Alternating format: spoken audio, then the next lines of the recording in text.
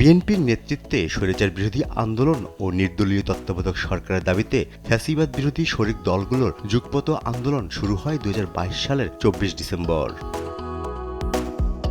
ধারাবাহিক আন্দোলনে ত্রয়োদশ জাতীয় সংসদ নির্বাচন পর্যন্ত 4টি জোটসহ নিবন্ধিত ও অনিবন্ধিত 42টি রাজনৈতিক দল সক্রিয় ছিল। নির্বাচনে জয়লাভের পর প্রথমবার জোট নেতাদের সঙ্গে বৈঠক করেন বিএনপি চেয়ারম্যান প্রধানমন্ত্রী তারেক রহমান। রাষ্ট্রীয় অতিথি ভবন যমুনায় এই আয়োজনে অংশ নেয় 34টি দলের 196 জন প্রতিনিধি।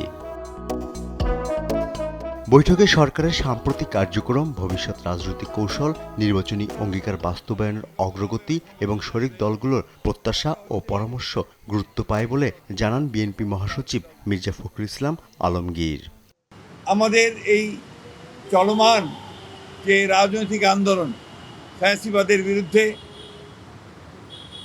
আপনার উগ্রবাদের বিরুদ্ধে এবং একই সঙ্গে স্বৈরাচারের বিরুদ্ধে, সেই আন্দোলনের আরও বেগবান করবে, আরও শক্তিশালী করবে বলে আমরা বিশ্বাস করি।